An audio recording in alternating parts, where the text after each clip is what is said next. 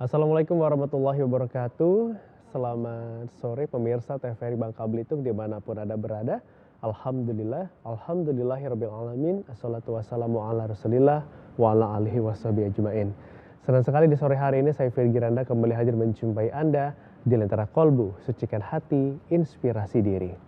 Seperti biasa di Lentera Kolbu kami akan mengajak Anda untuk menyimak kajian-kajian Islam dengan tema yang sangat menarik tentunya. Dan pada kesempatan di sore hari ini tema yang kami angkat adalah menata masa depan dalam sudut pandang Islam.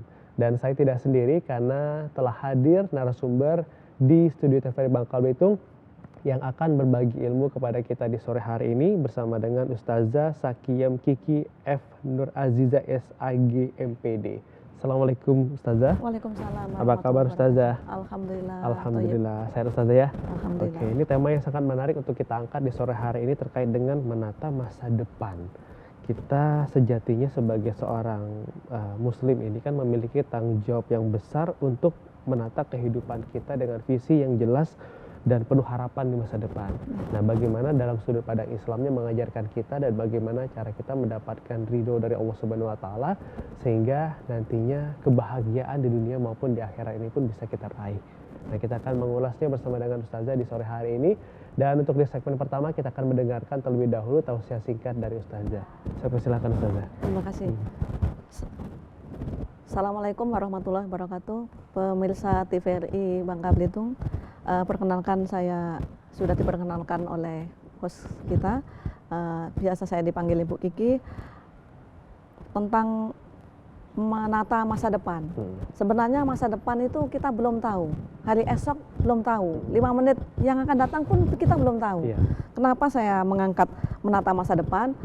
Saya mengajak bagaimana kita untuk mempersiapkan diri, mempersiapkan untuk menatap masa depan supaya masa depan kita sesuai dengan apa yang kita harapkan. Jadi begini, bagaimana menatap masa depan? Kita harus mengidentifikasi diri. Siapa sih diri kita? Siapa diri kita? Kita harus kenal dengan diri kita. Jangan-jangan kita sudah kenal banyak orang tapi dengan diri kita tidak kenal. Jangan-jangan kita mengenal banyak makhluk, banyak dunia sana, diri kita belum kenal. Siapa diri kita? Nah, diri kita itu sebagaimana yang dijelaskan di dalam ayat Quran, Bismillahirrahmanirrahim. Qala Allah Ta'ala wil Qur'anil Karim wa id qala rabbuka lil malaikati inni ja'ilu fil ardi khalifah. Qalu ataj'alu fiha mayufsidu fiha wa yasfiku dima wa nahnu nusabbihu bihamdika wa nuqaddisu lak. Qala inni a'lamu ma la ta'lamun.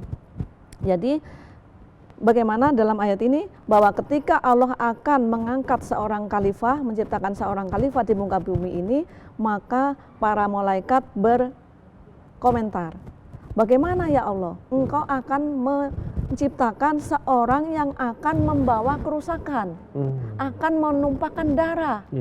Sedangkan kami semua di sini, kami adalah orang yang memujimu, yang mensucikanmu. Bagaimana Engkau akan menciptakan itu?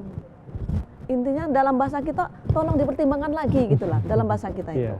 Tapi apa kata Allah? Kata Allah bilang gini, saya lebih tahu daripada kamu semua para malaikat. Saya lebih tahu. Nah, di situ akhirnya apa? Akhirnya Allah menciptakan Adam sebagai khalifah bumi dengan ayatnya wa'allama adama asma'akullaha summa ngarodohum alal malaikati wa qala ambi'u bi asma'iha ulai in kuntum shodiqin. Kemudian Allah mengajarkan kepada Adam seluruh nama-nama yang ada di muka bumi, seluruh nama-nama.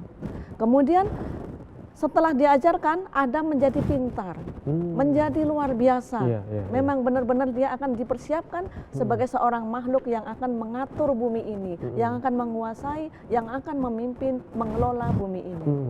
Kemudian Allah menyampaikan kepada malaikat, wahai para malaikat, coba sebutkan nama-nama di muka bumi ini. Sebutkan nama-nama semua yang ada di muka bumi. Kata malaikat, qala subhanaka langil malana illa ma'alamtana innaka antal alimul hakim. Ya Allah, kami tidak mengetahui apa-apa kecuali yang Engkau ajarkan kepada kami. Jadi para malaikat sudah menyerah. Kami semua tidak mengetahui apa-apa kecuali yang Allah ajarkan kepada kami. Nah, kemudian Allah mendekati Adam. Wahai Adam, coba sebutkan seluruh nama-nama yang ada di muka bumi ini. Kemudian Adam karena sudah dipintarkan tadi, lancar menyebutkan. Nah, sangat lancar menyebutkan. Nah, setelah sangat lancar, kemudian Allah baru bisa mengatakan, apa kata saya? Saya lebih mengetahui dari apa yang kamu ketahui. Begitu. Nah, jadi intinya begitu. Kemudian setelah kita mengetahui diri kita, siapa kita, kita sudah tahu bahwa diri kita adalah seorang hamba Allah, seorang yang diciptakan, yang dengan tujuan diciptakan manusia adalah untuk ibadah, untuk menjadi khalifah, untuk jadi pemimpin. Sudah tahu diri kita siapa, kita harus mengadakan evaluasi sesuai dengan apa yang kita menempel pada diri kita. Jati diri kita sudah tahu, kita evaluasi. Evaluasinya bagaimana? Apakah kita sudah, apakah kita hidup kita ini kemarin-kemarin sampai hari ini, apakah kita sudah sesuai dengan syariat? Apakah kita sudah melaksanakan atau tidak melanggar norma-norma, norma agama, norma sosial, norma semua kehidupan yang ada di dalam alam sosial kita? Apakah sudah apa belum? Kita evaluasi diri. Nah, kalau belum, bagaimana nanti? Kemudian berikutnya, sudahkah kita menunaikan tugas dan kewajiban sesuai dengan tepat waktu? Nah, kalau masih menunda-nunda, ini sudah Allahu Akbar. Kelak dulu. Nanti dulu. Tapi dia bilang inna sholati wa nusuki wa mahyaya wa mamati lillahi rabbil alamin. Katanya, sholatku, ibadahku, hidup dan matiku hanya untuk Allah. Tapi ada panggilan Allahu Akbar, kelak dulu. Ada yang bilang mendengar adzan, ada yang bilang begini, kok cepet bener sih? Baru sebentar subuh, sebentar duhur, sebentar, nah dan seterusnya. Jadi tidak menerima dengan qadarullah bahwa itu sudah waktunya kita lapor kegiatan kita. Sholat itu laporan kita. Sholat itu laporan. Dan laporan apa-apa yang dilakukan dari pagi sampai duhur, laporan. Dan mohon petunjuk berikutnya bagaimana. Update, update. Kalau nggak update, bagaimana? Asar laporan dari duhur sampai asar, bagaimana? Terus apa-apa yang minta petunjuk. Nah, jadi coba, sudahkah itu kita lakukan? Nah, itu sedang evaluasi diri. Kemudian berikutnya, sudahkah kita mengatur keuangan dengan bijaksana? Nah, keuangan ini penting. Karena keuangan ini akan kita bisa hidup dengan teratur apabila keuangan kita juga bisa mengelolanya. Seberapapun kita penghasilan kita, kalau kita tidak bisa mengelola keuangan, ya akan amburadul. Seberapapun penghasilan suami, istrinya tidak bisa mengelola keuangan, maka seorang istri juga harus memintarkan diri dalam bidang ekonomi. Jadi seorang istri ini harus bisa segala bidang, multi talenta, bisa ngatur keuangan, bisa ngatur pendidikan, bisa menyenangkan suami, segala bidang, multi talenta. Nah, itulah makanya jangan sampai suami ini nanti, suami-suami para wanita ini merasa salah pilih istri. Nah, kalaupun nanti sudah terlanjur, mungkin istri kurang dalam bidang pengelolaan rumah tangga, si suaminya ini yang edukasi. Saling mengisi ya. Saling edukasi. Nah, kemudian berikutnya, sudahkah kita menjaga kesehatan dengan seksama? Kesehatan tuh banyak, kesehatan tadi, kesehatan ekonomi, kesehatan jasmani, kesehatan rohani, dan kesehatan perputaran keluarga. Nah, sudahkah itu? Nah, kalau belum, yuk kita bikin program. Nah, program ini yang akan kita gunakan untuk kita nikmati di masa akan datang. Karena kita harus sadar bahwa kejadian hari ini, pengalaman hari ini yang kita sekarang jalani, itu akibat dari amal-amal kita di masa lalu. Jadi masa lalu kita bagaimana, kita sekarang menikmatinya. dengan begitu kita bisa belajar sejarah yang masa lalu kita, apa yang kita lakukan, kejadian pada hari ini. Dan apa yang kita programkan, apa amal-amal kita hari ini akan kita menikmati di masa mendatang. Nah, jadi masa mendatang tidak bisa ditata, tapi kita bisa mempersiapkan karena berpengalaman dari masa lalu yang kita lakukan, kemudian kita menikmati. Ada masa tanam, ada masa panen, gitu. Ya. Kemudian dari sini ada, kemudian setelah itu kita menyusun program. Menyusun program. Menyusun program untuk masa datang. Tapi kita belajar berkaca dari masa yang lalu. Karena sejarah tidak bisa dipotong. Sejarah tidak bisa dipotong, masa depan bisa diselamatkan. Jadi kita mau menyelamatkan masa depan harus diprogram. Semuanya apa yang akan kita inginkan terjadi di masa depan, semua harus diprogram. Termasuk semua, baik dalam kehidupan suami istri, dalam mendidik anak, dalam keuangan, dalam segala-gala. Termasuk ya berapa besok tahun depan kita punya anak lagi, itu harus diprogram. Karena makanya ada program KB. Nah, begitu juga keuangan, begitu juga pendidikan. Anak kita sekarang sudah lahir nih, ini setahun yang akan datang, mau disekolahkan di mana, ya, mau pakai gizi apa, mau pakai ASI atau mau pakai kaleng, atau mau pakai ember misalnya, maaf nih ya, mau susu apa, susu kambing, susu sapi, susu kuda liar, susu emaknya sendiri misalnya begitu ya. Nah, tapi paling bagus susu ibundanya. Ya, paling bergizi, paling luar biasa manfaatnya buat anak kita. Nah, kemudian sudah besar, mau disekolahkan di mana, mau TPA di mana, mau didekatkan dengan ustadz siapa, ustadzah siapa, itu orang tua. Nah, setelah sudah umur masuk sekolah, mau sekolah di mana, harus orang tua harus memprogram jauh-jauh hari. Bahkan program tentang anak itu sejak dalam kandungan. Harus dididik oleh kedua orang tuanya. Kedua orang tuanya mau pengen anaknya seperti apa, itu sudah dididik dari di dalam kandungan. Anak di dalam kandungan itu dia sudah bisa komunikasi, ya. Makanya ajak dia ketika kita mau sholat, ayo kita sholat dengan bahasa kita. Dia sudah nyambung dengan bahasa kita. Kedua orang tuanya, ayah dan ibu pengen anaknya yang soleh, ya bertingkah laku seperti anak soleh. Sebagaimana yang kita inginkan terjadi pada anak kita. Kepengen anak soleh tapi tidak pernah ngaji, coba bayangkan. Kepengen anaknya rajin sholat tapi orang tuanya tidak mencontohi. Jadi mencontohi anak dari sejak di dalam kandungan. Contoh, anak di dalam kandungan itu sudah diberi nafkah oleh suaminya dengan rezeki yang halal.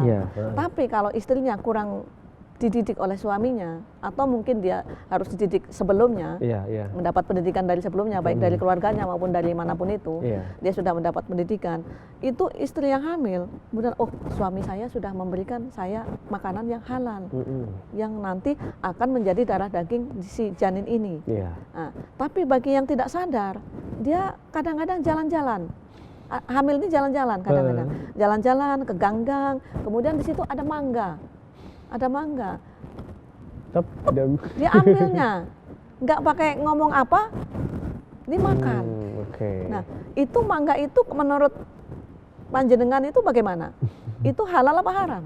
Haram. Nah, kalau haram, bagaimana? Udah masuk ke dalam janin ini. Itu mencontohi, itu pendidikan juga itu. Pendidikan yang tidak boleh ditiru. Pendidikan ada jalur lain, pendidikan ada tempatnya nanti. Nah, harusnya kalau kepingin mangga, itu ya bilanglah sama suaminya. Hai bang, sayangku, cintaku, saya kepingin mangga. Anak kita pengen mangga, pasti suaminya berpikir. Jangankan pada siang hari atau pagi hari, malam hari suaminya keluar nyari mangga demi anaknya. Benar enggak? Benar. Ya, begitu. Jadi itu salah satu pendidikan kecil tapi penting. Karena sudah payah-payah suaminya memberi rezeki yang halal, kecampur mangga hasil itu haram tadi. Hasil ngambil orang tanpa izin, ambil milik orang yang tanpa izin. Nah, itu tidak boleh. Itu baru mangga, belum yang lain. Nah, katanya kepingin anak soleh, harusnya mencontohi. Juga suaminya juga di tempat kerja, istri lagi hamil, Dicontohi juga, saya kepingin anak soleh. Anak soleh pasti tidak meninggalkan sholat duha, tidak meninggalkan sholat fardu, tidak meninggalkan sholat sunat, tidak meninggalkan puasa. Dan ucapannya pasti seperti anak yang soleh, karena nanti akan menjelma menjadi pribadi karakter anak yang ada di dalam kandungan.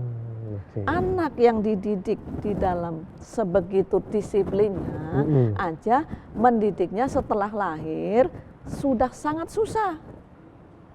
Apalagi anak yang sejak di dalam rahim diperdengarkan yang tidak baik, dicontohi kebiasaan-kebiasaan yang tidak sehat. Nah, ini bagaimana? Sementara anak yang itu tadi dididik aja susah. Kita mendidik anak bukan pekerjaan mudah. Ya, bukan pekerjaan mudah, sangat susah dan memerlukan kesabaran ekstra. Ya, itu. Nah, jadi apa namanya?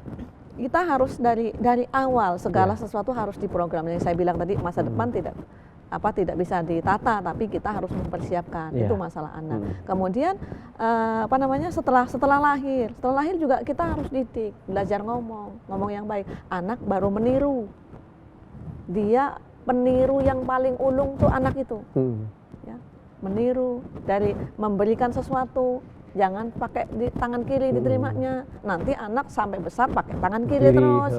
Itu sebenarnya. Kemudian diajak ngomong yang baik. Nanti kebiasaan kata orang Bangka itu mencarut. Ya, mencarut tuh mengatakan sesuatu yang tidak baik gitu. Nah, itu. Jadi dari ucapan, dari semua itu fotokopi orang tuanya. Dan itu tanggung jawab orang tua kedua belah pihak. Bukan cuman ibunya, tapi kedua belah pihak. Nah, itu kan kita sudah tahu bahwa bayi lahir itu tidak bisa apa-apa, semuanya suci. Yang mempengaruhi, yang mewarnai adalah lingkungannya. Nah, pendidikan atau madrasah yang paling pertama dan utama adalah keluarga. Nah, keluarga itu dari lahir itu belum baru dalam ini sampai lahir, belum nanti bisa ngomong, bisa jalan, bisa. Nah, itu harus dalam pantauan orang tua.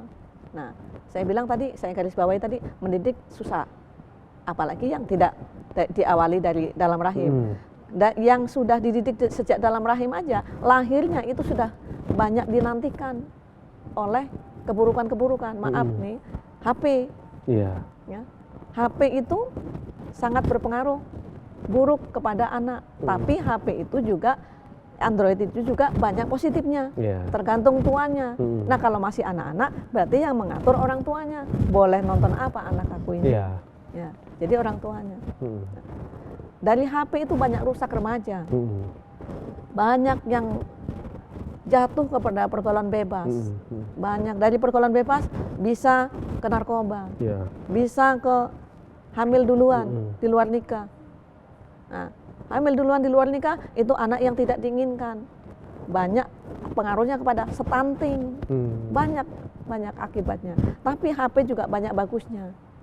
Jadi pandai-pandai kita bijaksana. Kalau saya bilang HP itu apa? Saya sebut setan gepeng lah. Setan gepeng ya, setan gepeng. Tapi tidak seluruhnya setan ya. Ada juga ilmunya, banyak juga manfaatnya, banyak juga ilmunya. Tergantung tuannya. Tuannya mau bagaimana. Siap. Oke, baik Ustazah. Jadi saya mendapatkan beberapa poin yang sangat menarik untuk kita ulas nanti Ustazah di segmen kedua ya Ustazah ya. Baik.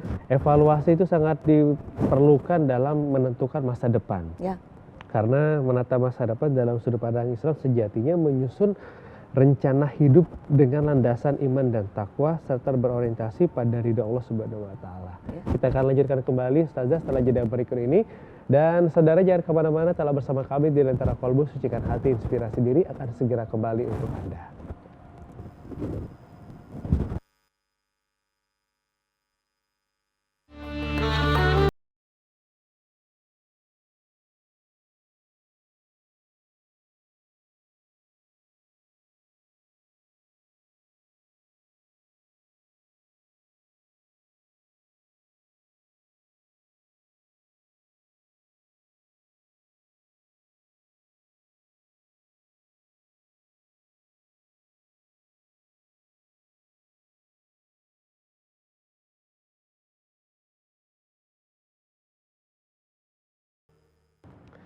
Alhamdulillahirrahmanirrahim. Terima kasih saudara Anda masih bersama kami di Lentera Kolbu, Sucikan Hati, Inspirasi Diri. Bagi Anda yang baru saja bergabung bersama kami di sore hari ini, tema yang kami angkat adalah menata masa depan dalam sudut pandang Islam.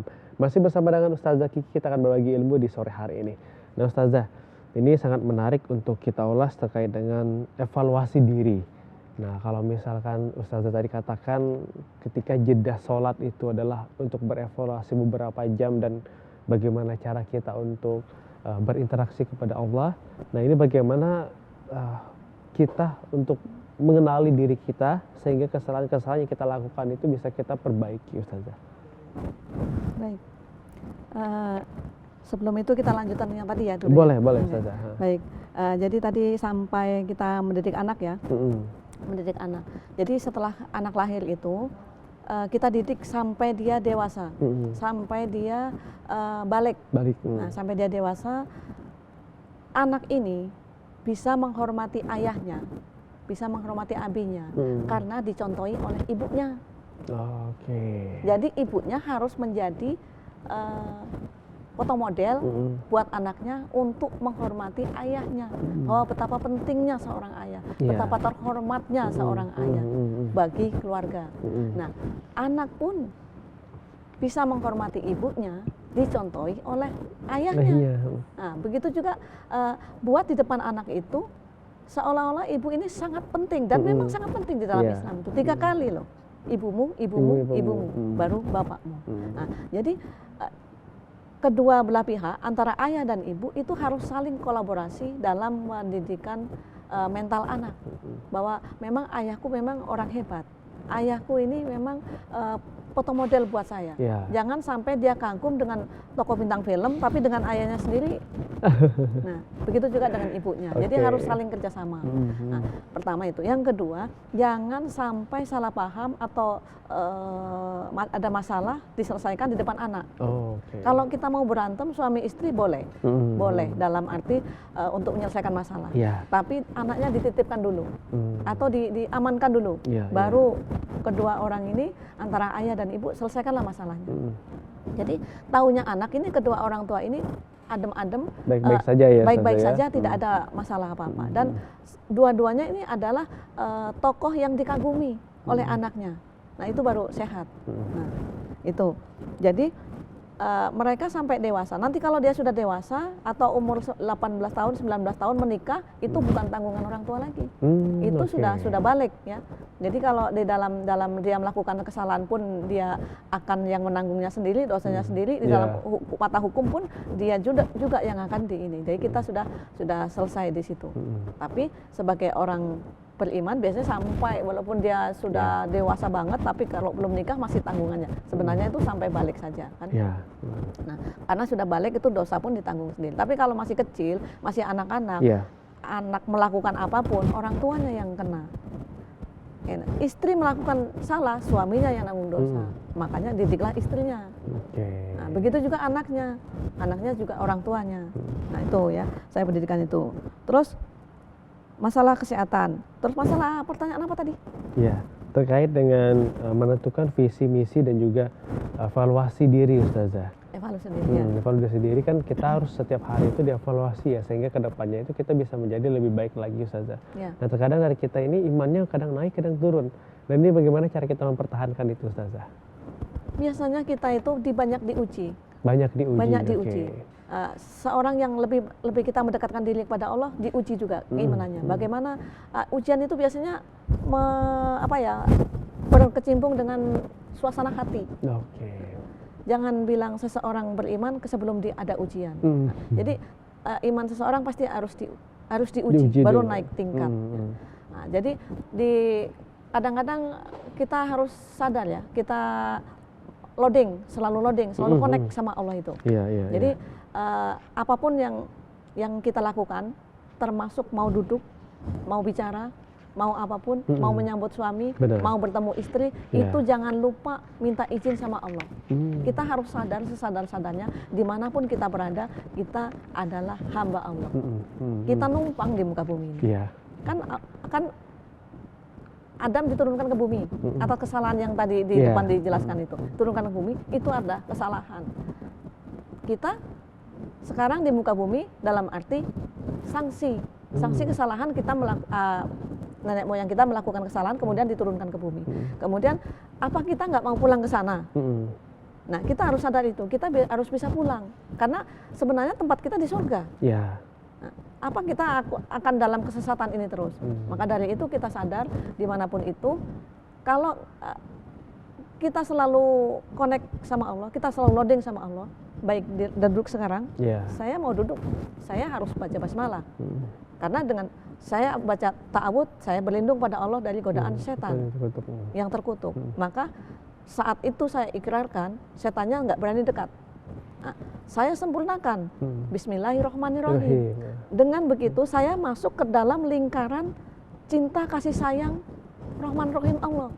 Berarti saya dalam posisi yang kuat karena saya sudah berlindung kepada Allah dari godaan setan yang terkutuk dan saya menyempurnakan masuk ke dalam lingkaran Rahim Rahman. Ya. Bismillahirrahmanirrahim. Ya Rahman ya Rahim. Jadi saya dengan cinta duduk di sini. Nah, dengan begitu berarti kita sedang loading. Nah, loading sama Allah. Nah, sedang bicara begini pun kita tidak boleh lepas dari loading tadi. Sedang kita di atas kendaraan pun tidak boleh loading. Nah, jadi tidak ada sedikit pun kesempatan setan untuk mengganggu kita. Tidak ada sedikit pun. Nah, dalam kondisi marah boleh. Marah kepada istri boleh nggak? Boleh. Tapi bacalah ta'awud dan basmalah dulu. Supaya lisan kita itu terbina, terbimbing, kondusif, tidak melakukan menyebut-nyebut nama-nama kebun binatang itu. Biasanya kalau tidak loading itu setan dengan mudah masuk di Ustazah, absen ya? satu-satu. Baik. Ya, jelek, omongannya jelek. Tapi karena sudah ta'awud basmalah, setannya sudah nggak bisa masuk. Dinding, ada dinding. Nah, disempurnakan dengan Bismillahirrahmanirrahim, masuk kasih sayang Allah. Yang keluar nanti ya bahasa cinta, bahasa kasih sayang. Marah kepada istri, tapi bismillah dulu. Boleh marah kepada suami? Boleh. Nah, begitu juga saya ulangi lagi, seorang istri mau menyambut suaminya, katanya seorang istri yang baik adalah istri yang bisa menyenangkan bila dimandang suami. Nah, istrinya seumpama istrinya di rumah, ada yang mungkin istrinya udah pulang duluan atau mungkin istrinya di rumah terus ya. Nah, suaminya pulang, mungkin dia hatinya luar biasa kesal karena sudah ada WA yang aneh-aneh kan, yang kira-kira membuat bara api gitu. Tapi sebagai seorang istri yang biasa loading, biasa connect selalu dengan Allah, dia marahnya luar biasa. Tapi dia tahan karena dia sudah ta'awud basmalah. Nanti dulu marahnya. Nah, sudah nanti dulu, sambut dulu dengan senyum. Senyumnya tidak sembarang senyum. Senyum yang mengandung magnet yang tidak ada di muka bumi. Apa itu? Ta'awud basmalah. Karena senyum yang tanpa ta'awud basmalah tidak ada artinya apa-apa. Tidak ada magnetnya. Nah, tiba-tiba kenapa ya istriku kok luar biasa senyumnya ini, bikin jantung bergetar. Ternyata apa kuncinya? Ta'awud basmalah. Minta izin sama Allah. Kenapa minta izin sama Allah? Karena suamiku ini milik Allah. Makanya saya mau nyambut, mau senyum, saya minta izin sama Allah. Nah, makanya si suaminya ini, waduh ini enggak, saya di kantor-kantor nggak ada senyum yang seperti ini. Begitu. Nah, begitu juga si mau nyambut anaknya. Nah, anaknya pulang ke rumah, dia sejuk.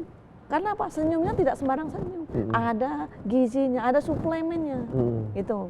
Jadi itu kalau memang selama ini belum dilaksanakan, ya itu mari kita sama-sama diprogramkan.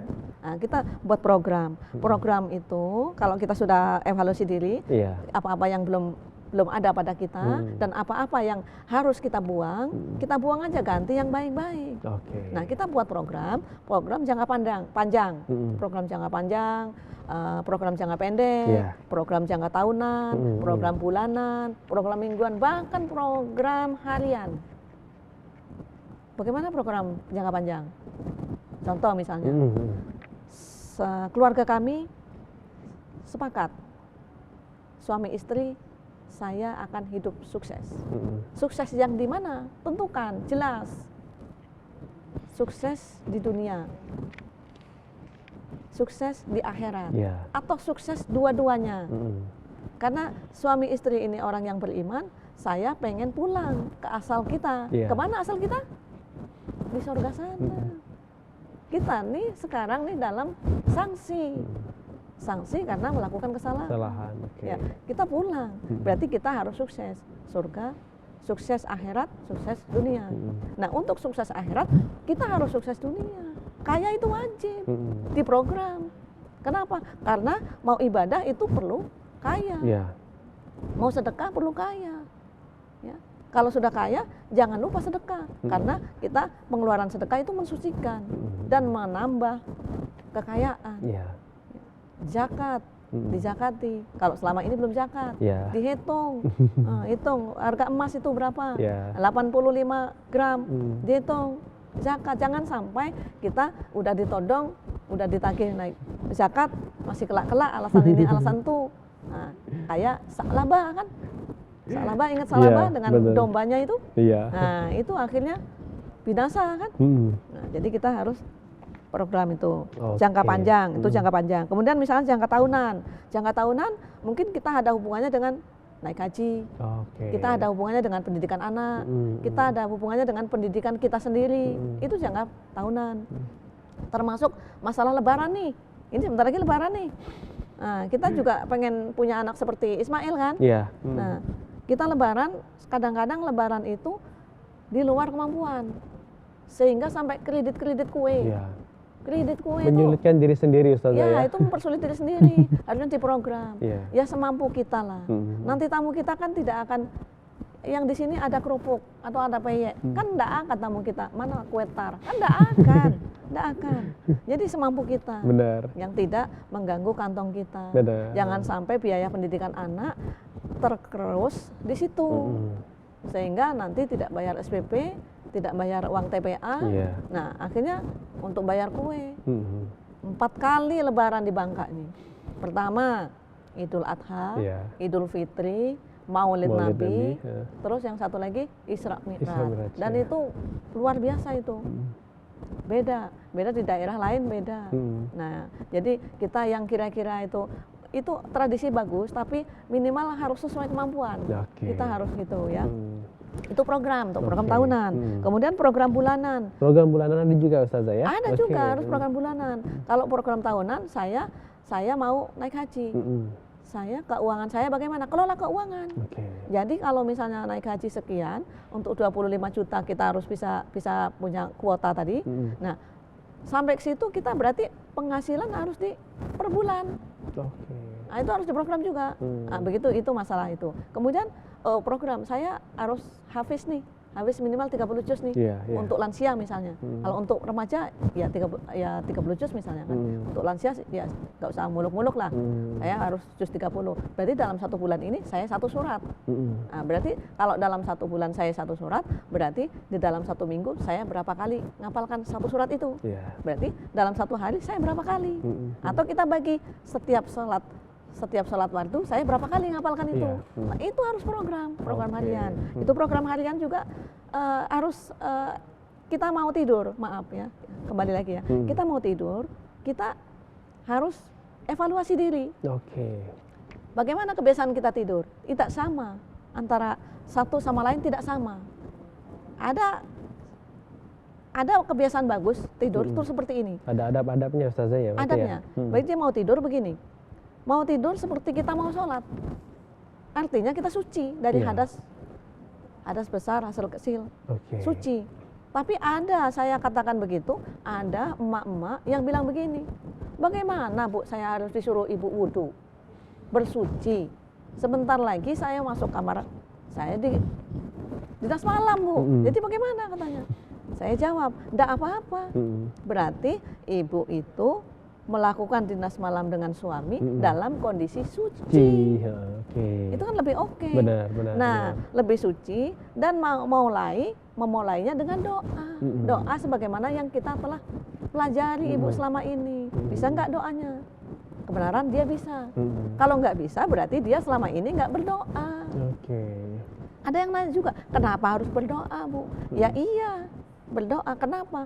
Karena siapa tahu pada saat itu Allah memberikan keturunan, Iya. tidak ada campur tangan setan. Mm-mm. Nah, gitu kembali lagi ke situ Oke. dari sejak. Nah, itu tadi. Oke, kembali dari awalnya di situ Ustazah ya Ya, berarti ya. ya. Oke. Semuanya apabila kita melibatkan Allah, insya Allah nanti akan dimudahkan juga untuk kedepannya Ustazah ya. Ya. Saya tertarik juga tadi Ustazah mengatakan bahwa dengan hanya kalimat Bismillahirrahmanirrahim saja, Ya. sebenarnya itu bisa menuntun kita dan juga melindungi kita untuk dari godaan-godaan setan tadi Ustazah ya. Ya. Oke, baik, kita akan lanjutkan kembali nanti di segmen ketiga Ustazah. Baik. Setelah jeda berikut ini saudara, bagi Anda yang ingin bertanya kepada kami silakan mengirimkan pertanyaan melalui akun media sosial kami dan dengan tema menata masa depan dalam sudut pandang Islam. Kita akan segera kembali setelah jeda berakhir ini. Jangan kemana-mana, tetap bersama kami di Lentera Kolbu, sucikan hati, inspirasi diri.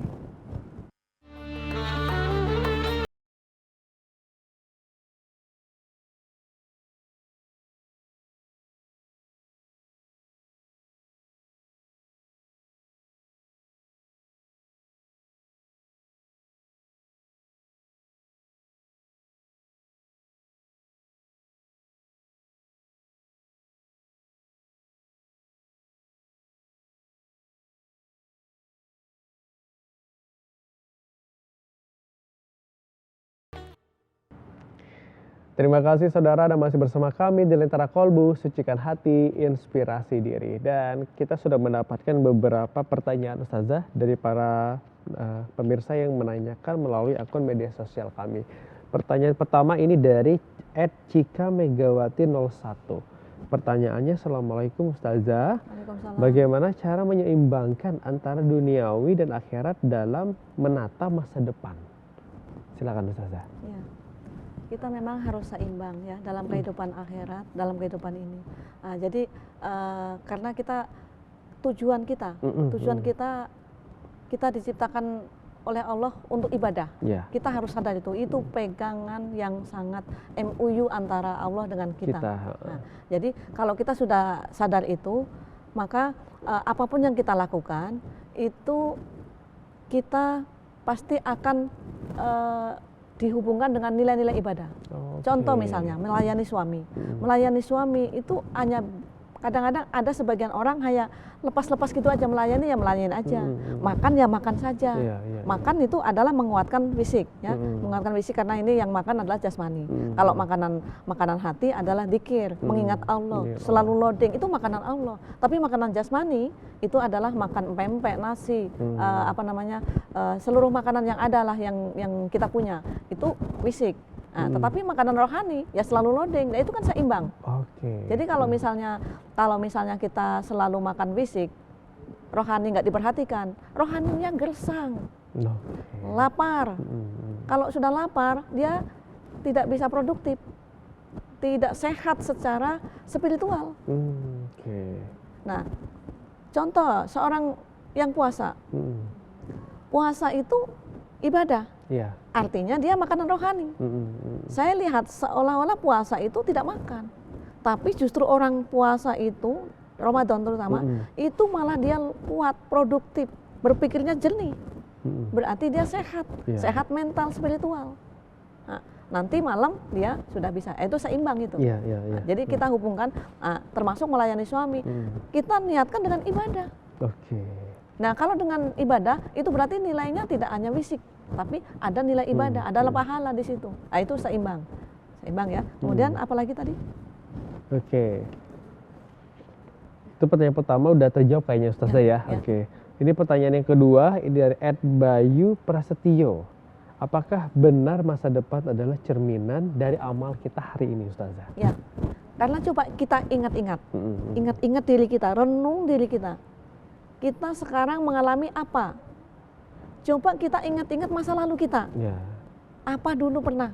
Kesalahan. Gitu, ya. Saya sekarang anak saya bangkang, anak saya ngeyel. Coba ingat-ingat dari kecil, dari sejak kita balik, pernah nggak kita ngeyel dengan orang tua? Nah di situ. Jadi cerminan. Begitu juga. Makanya kalau kita nggak mau ngeyel dengan diayeli oleh anak kita, nggak mau anak kita bangkang, taatlah kepada orang tua, muliakan orang tua. Kalau kita memuliakan orang tua, maka udah otomatis Allah akan memuliakan kita. Kita membuat kita mulia karena kita memuliakan Allah, memuliakan orang tua. Membuat orang tua kita menjadi raja, kita pun rezekinya jadi seperti raja. Orang yang sukses, tidak ada orang yang jauh dari orang tuanya. Pasti dia dekat, pasti dia banyak ridho dari orang tuanya. Nah itu, contoh itu. Oke, baik. Semoga terjawab untuk teman-teman yang sudah bertanya. Dan satu penanya lagi Ustazah, ini dari Imam Budiono 93. Pertanyaannya, Assalamualaikum Ustazah, apa saja prinsip-prinsip Islam dalam merencanakan kehidupan masa depan yang barokah? Ya. Silakan Ustazah. Prinsipnya intinya kita kalau apapun yang kita rencanakan, kita niati ibadah. Oke, baik. Termasuk kita mau punya anak, ya Allah saya mau punya anak.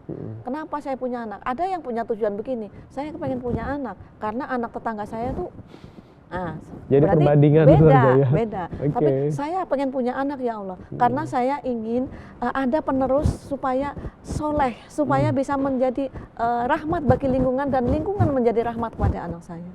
Itu beda akan dengan yang pertama tadi. Jadi semuanya sandarkan kepada semua niat kepada Allah. Inna amanu binniyat. Nah, jadi kalau kita semua sandarkan kepada Allah, itu makanya itu menjadi prinsipnya itu. Ya. Jadi kalau udah prinsip itu dipegang, itu insya Allah nanti akan menjadi barokah. Saya memberikan infak di masjid. Niat saya berbeda dengan niat yang lain. Niat saya adalah pencitraan.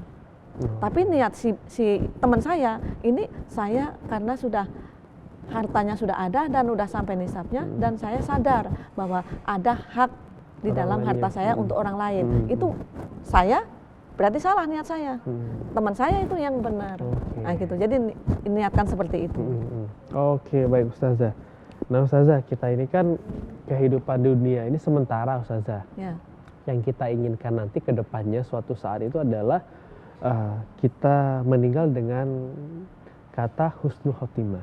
Nah ini boleh dijelaskan Ustazah, makna dari husnul khotimah itu apa sih Ustazah dalam sudut pandang Islamnya?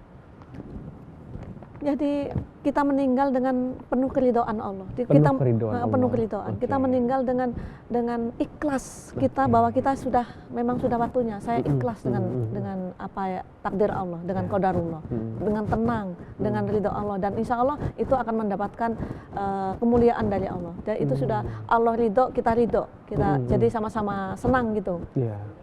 Jadi mudah-mudahan kita semua dan para pemirsa TVRI Bangka Belitung, kita insya Allah di akhir dengan husnul khotimah. Amin. Oke, baik Ustazah. Karena itu husnul khotimah akan mengantarkan kita untuk menikmati amal-amal baik kita di sana. Mudah-mudahan semua amal-amal para pemirsa dan kita semua menjadi amal yang bisa mengantarkan kita kepada kemuliaan di sisi Allah Subhanahu wa taala. Jadi dari situ nanti kita akan sukses dunia dan sukses akhirat. Nah, kita banyak harta, maaf saya tambah ya. Kita banyak harta. Kita kepengen harta itu kita bawa ke akhirat, tapi kita tidak bisa mengangkat sendiri. Nah, tapi ada caranya. Ada caranya, Ustaz? Ya, ada caranya. Kita titipkan supaya dibawa orang. Nah, saya kaya. Ada orang yang membutuhkan. Saya kepengen harta saya ini tidak cuman di sini saja. Saya titipkan. Kalau dibawa sendiri kan nggak bisa nih. Saya titipkan kepada yang membutuhkan. Nanti dia yang bawa, diambil ke sana, nanti kita dapatkan di sana. Nah, disitulah makanya apa yang kita lakukan hari ini di masa depan kita akan nikmati. Apa yang kita lakukan di masa lalu hari ini kita nikmati. Kan ada surga dunia, ada surga neraka ya. Keenakan, kenikmatan tuh intinya sebuah kenikmatan surga ya. Nah itu. Oke, baik Ustazah. Ini mungkin pertanyaan terakhir dari saya Ustazah. Apa tanda bahwa seseorang sedang berada di jalan yang benar dalam merencanakan masa depannya dalam pandangan Islam Ustazah? Jalur yang benar.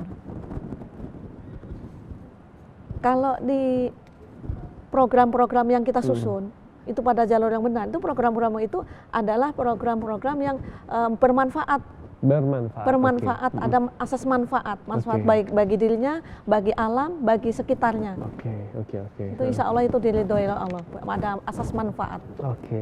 Berarti semoga program-program yang kita buat itu bisa terencana dengan baik sehingga bisa menentukan masa depan kita yang kita inginkan, mendapatkan ridho dari Allah baik itu di dunia maupun di akhirat. Baik, kita sudah masuk di segmen terakhir ini, boleh berikan kesimpulan saja kepada pemirsa kita yang ada di rumah. Silakan Ustaz. Baik, pemirsa TV Bangka Belitung, TVRI Bangka Belitung yang kami hormati, insya Allah kita dimuliakan oleh Allah semuanya. Jadi intinya pembicaraan pada sore hari ini saya akan mengajak bahwa mari kita selalu loading, selalu connect kepada Allah Subhanahu wa taala. Apapun yang akan kita lakukan, dari sekecil apapun sampai yang sedang-sedang saja, sampai yang besar-besar, kita sandarkan, niatkan untuk beribadah, karena tujuan kita diciptakan ke muka bumi adalah tujuannya hanya untuk beribadah kepada Allah, sehingga kita akan meraih sukses dunia, sukses akhirat. Insya Allah kita akan menjadi husnul khotimah, dan dunia kita akan menjadi seorang yang sangat sukses, dan kita bebas untuk beramal yang diridhoi Allah. Untuk itu mari kita tutup dengan bacaan hamdalah bersama-sama. Alhamdulillahirrahmanirrahim. Terima kasih Ustazah sudah berbagi ilmu di sore hari ini. Semoga apa yang disampaikan oleh Ustazah tadi bisa bermanfaat untuk kita semua yang hadir di studio TVRI Bangka Belitung dan juga para pemirsa yang menyaksikan kita di sore hari ini. Sejarah ini adalah wujud dari masa lalu, wujud sekarang, dan menentukan yang akan datang. Ya. Mulai dari sekarang kita harus membuatkan perencanaan program-program yang sangat konkret sesuai dengan kaidah-kaidah Islam, sehingga nantinya ke depannya kehidupan yang kita jalani ini selalu mendapatkan ridho dari Allah, dan juga kita bisa meraih kebahagiaan baik itu dunia maupun di akhirat. Terima kasih Anda telah menyaksikan Lentera Kolbu, sucikan hati, inspirasi diri di sore hari ini. Saya Virgi Randa Setiawan, mewakili kerabat kerja yang bertugas, pamit undur diri, dan kami akhiri wabillahi taufiq wal hidayah. Wassalamualaikum warahmatullahi wabarakatuh. Waalaikumsalam warahmatullahi wabarakatuh.